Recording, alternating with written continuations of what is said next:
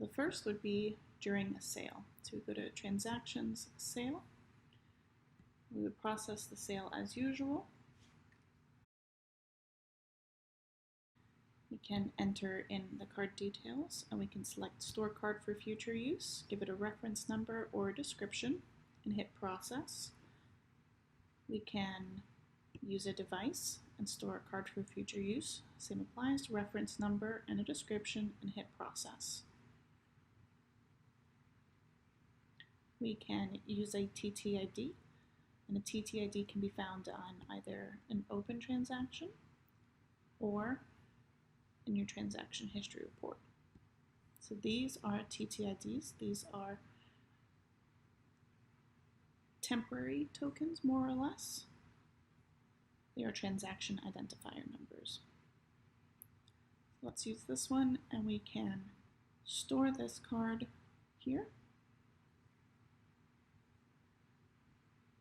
And we can store, recur, and make it an installment.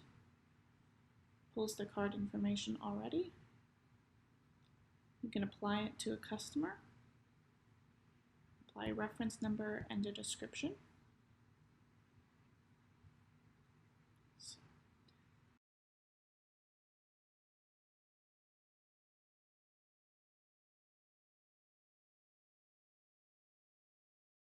Okay, and there is our token we just created. And we'll give you your token number. We can also create a token on its own without having to make a sale. So we would go to Stored Accounts,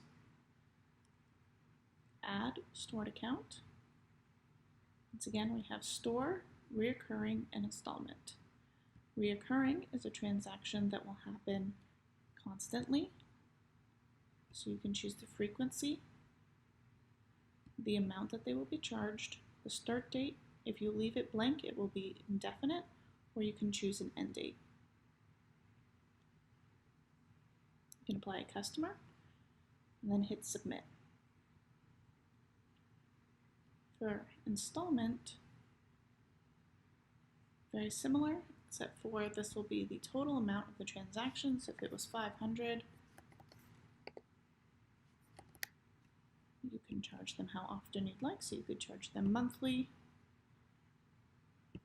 And let's do 5 payments. Yeah, so they would get charged $100 until they reach the amount. Okay? And then you would hit Submit.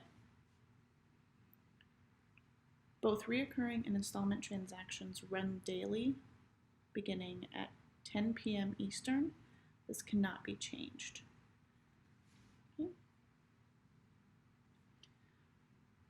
We can list our stored accounts here, in which we can then create a new transaction from there, store a new account from the token, edit and delete the token. We can also list expired ones. We have none, but if the card had expired, it would go here.